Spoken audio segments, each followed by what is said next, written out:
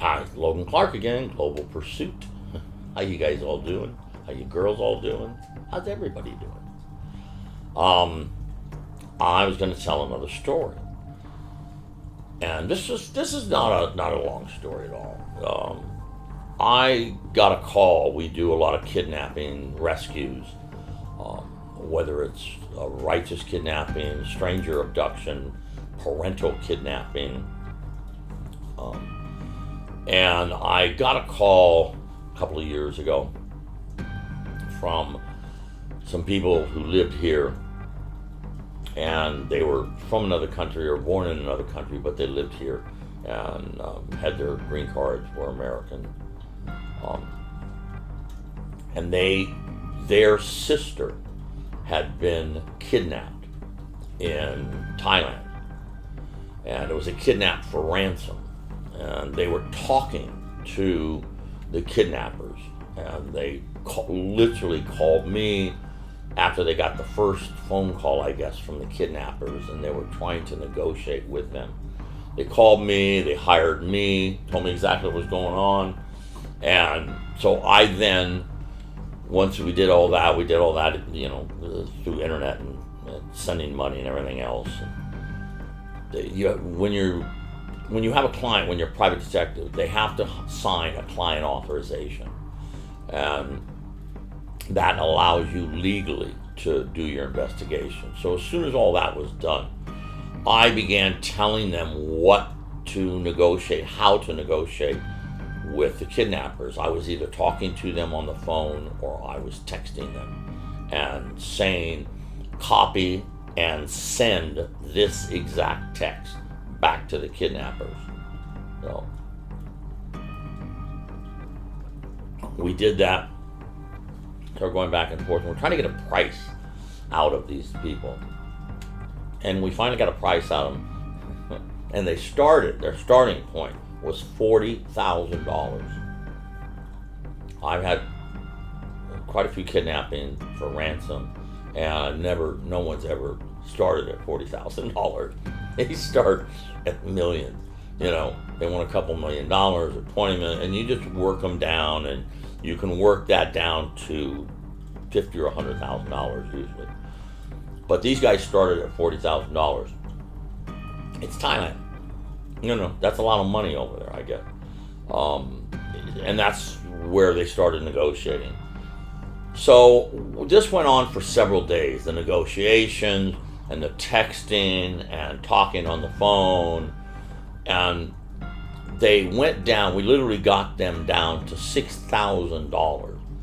But while this was happening, while we were doing this, I had a man in Thailand. There's Western private detectives over there, lots of them.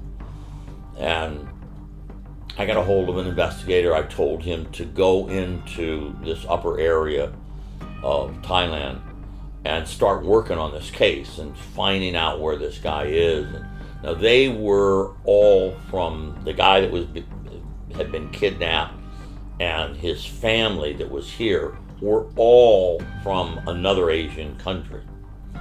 And even though they were citizens of America. So we get them down to $6,000, but during the negotiations and stuff, things just didn't sound right. And you can tell, you just kind of can tell how people are talking and what they're saying. And it just didn't seem to sound like it was legit, like the kidnapping was legit. So I had told my agent over there to get into the community of these. For example, if they were Koreans, I would say get into the Korean community, where their hotels are. They've got hotels that they stay at, they got restaurants and everything else. So get into that community and start to, find out what's going on there and see if anybody knows this guy. He's got, we had pictures of him and everything. And it started to seem like this guy might be behind, the guy that was kidnapped, might actually be behind the kidnapping. And that has happened many times. And they make movies about it.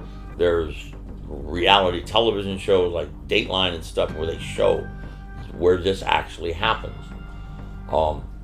So the more we started to expect it, we started to lay down some traps for the people we were talking to. And the voice was changed, had a voice changer and everything. And we managed to get them to go to a hotel.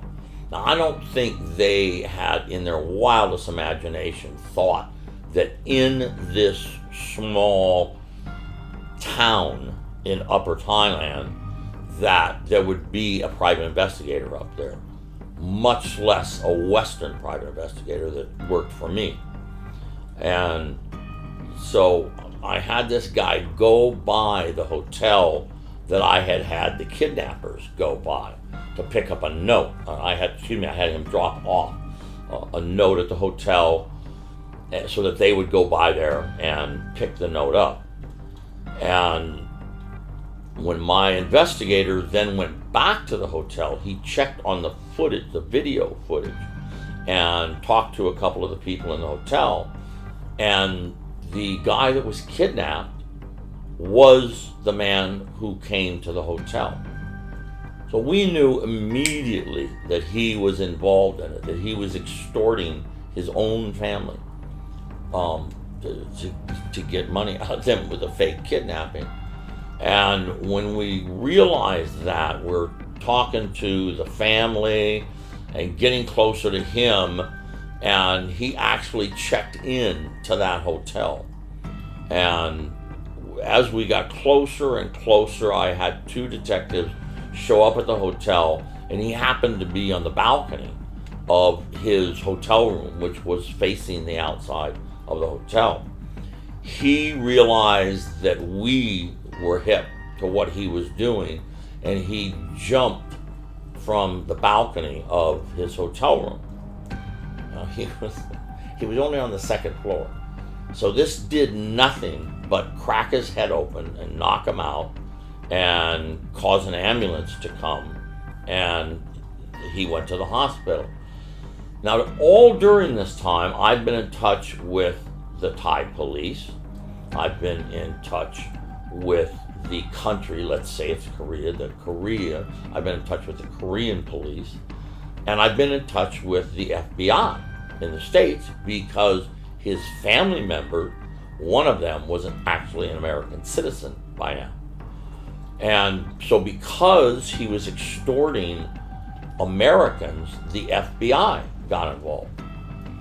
So I asked the family, I said, look, I explained everything that was going on to them, and they were, of course, just blown away, pissed off, God, that this guy was extorting his own family member. And I said, look, I can get him. I said, he's in a world of shit now. Unbelievable. So this guy is in a world of shit because the Korean police are involved in this, looking for him, trying to question him. The FBI is involved in this. The Thai police are involved in this. So I said, all of this is going to come down on him. I can get him out of the hospital and get him back to Korea if you want me to do that. And they said, no, fuck him. He tried to extort us, just leave him. Let him stay there and face the music. So we let him stay there, and I pulled my guy out and let him stay there and face the music. I have no idea what happened to him. I'm sure he got in a lot of trouble, and he probably got deported and is now back in Korea, and his family is pissed off with him. He pretty much screwed himself all the way around. But that does happen. I always check out what the client's telling me, what the person, because you can't trust exactly what the client is telling you. So they don't even know. You got to dig into a case and find out if it's really a case before you break the case or solve the case. But that was pretty crazy.